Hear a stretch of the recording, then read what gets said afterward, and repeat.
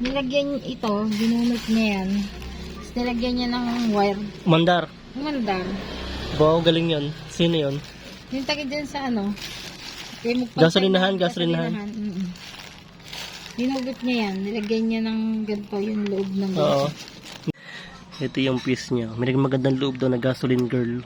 Gasoline girl. Yan, nilagyan niya ng tawag dito. Yan yung wire. Dinugtungan niya. Sabi daw, baka daw gawa na ito kaya yung mandar. Pero buo naman yung piece niya. Yo, what's up guys? Meron daw tumirik ditong motor. Tara, tingnan natin. Yan, tumirik daw ito. Ano sira nito? Yan, kaya daw mandar. Tinulak na lang daw paparito.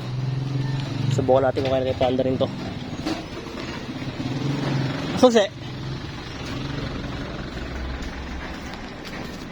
Maisipan niyang... Ano nga nangyari dito? Ayaw mag-ano eh. Start. Ayun na, nagana naman na. Kaya nga.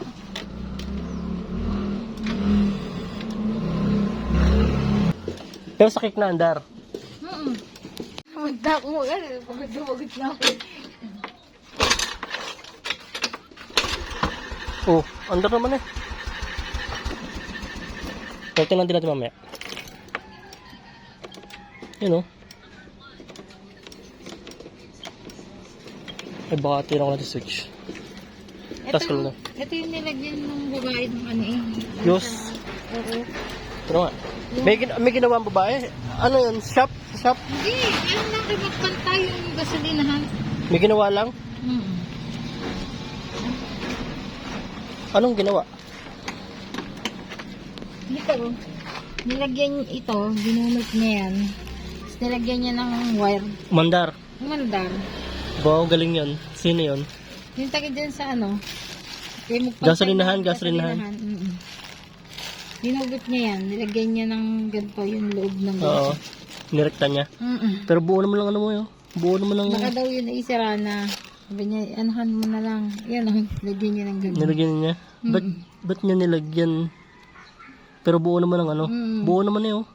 Eh baka daw ano, di sinubukan niya ganyan. Galing na, may idea din siya ano. Pero dito. Buo ano eh. Sapate, pantar mo. Starter lang ang problema. Hindi, huwag mo magsara.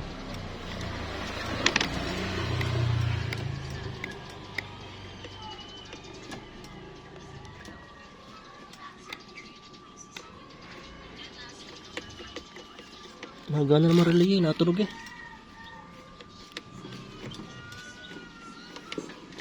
Battery mo? Hindi naman lobat ang battery mo. Lobat ka din. Asya, yun. May re-recta natin. Tara, tas ano. Under ko lang. Yan, na-under naman to. Kapadya ka mo lang. Madali siya umandar. Pili rin yan, no? Pag hindi switch, problema. Starter motor. Okay naman relay niya, na-under mo na relay. Kaya nito. Na-under. Alam ko na ang problema nito. Lobat ang battery. Kaya pala, kasi, ito mo, buhay ang makina ha. Oh, na-under. Oh, hindi na-under. Oh, wala na. Hindi kaya ng battery. Ibig sabihin, battery ng problema. I-charge na lang natin ang battery. Kaya pala walang starter. Nagtulak daw. Kasi hindi mo pa-andar. Tapos nahirapan mag-kick. Madali naman Siyempre pag babae, ganun talaga. Kaya ito, charge na lang natin. Charge na lang ang battery. Battery lang problema nito. Yun, buti na lang meron tayong charger. Subukan natin kung gana. Makikita mo naman yan dito kung may charge o wala.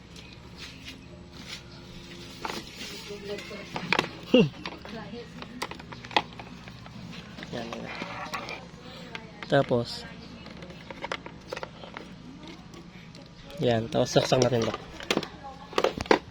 Mga extension. Yan. May extension na tayo. Saksak natin. Yun. May charge siya pero hindi siya nakapagpa-start. Yun o. Hindi lang siya full charge. Hindi ko alam kung bakit niya papaandar.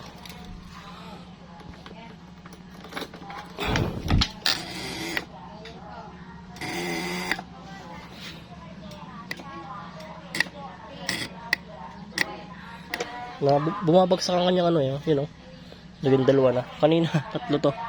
Ibig sabihin, naluloba talaga. Kaya kailangan natin i-full charge muna. Mga 10 minutes, try natin, tapos try natin pada rin. Yun, after 10 minutes, yan, balikan natin. Binalikan natin after 10 minutes. Tara, subukan natin paanda rin. Feeling ko talaga lobat lang ang battery nito. Yun! Okay na. Diba? Yun, kailangan mag-troubleshoot. Yan. Lobat lang talaga ang battery niya. Yan. Pag nalobat pa rin to ng mabilis, ibig sabihin, may tama na rin siguro yung kanyang regulator. Nalobat lang talaga siguro. Yan. Sana wala problema ang regulator niya. Ang suggest ko sa may-ari ng motor na to is bumili ng ibang battery, ibang brand. Kasi nga daw, nung pagka-charge doon ito, siguro mga ilang araw, ilang isang linggo, nalolobat na rin. Ibig sabihin, battery talaga ang problema. Pero, kung ito ay inuuwi pa lang, kinabukasan, hindi na agad may start. Ibig sabihin, hindi nagkakarga, maaaring sira ang regulator. Kaya sabi ko, bago siya bumili ng battery, doon siya bumili sa shop, huwag na sa online. Kasi pag sa shop siya bibili, mapapacheck niya to. Lalagyan lang siya ng voltmeter dito, tapos bubuhay ng makina. Pag pumapalo pataas, ibig sabihin okay ang regulator. Pero pag binuhay ang makina, at nire-rev, hindi nagalaw ang reading, ibig sabihin sira ang regulator. Yun, lalo't nababa ang reading, sira ang regulator. Kaya doon pa lang makapag-decision na siya kung bibili siya ng battery o hindi. Yun lang. Yun nga pala, kung gusto nyo nga pala nito, lalagay ko lang yung link sa comment section. Ayan, mura lang to guys, 100 plus lang to, pero solid siya makapag-charge. Mabilis lang, mga 10 to 30 minutes okay na ang battery mo ulit. Alright.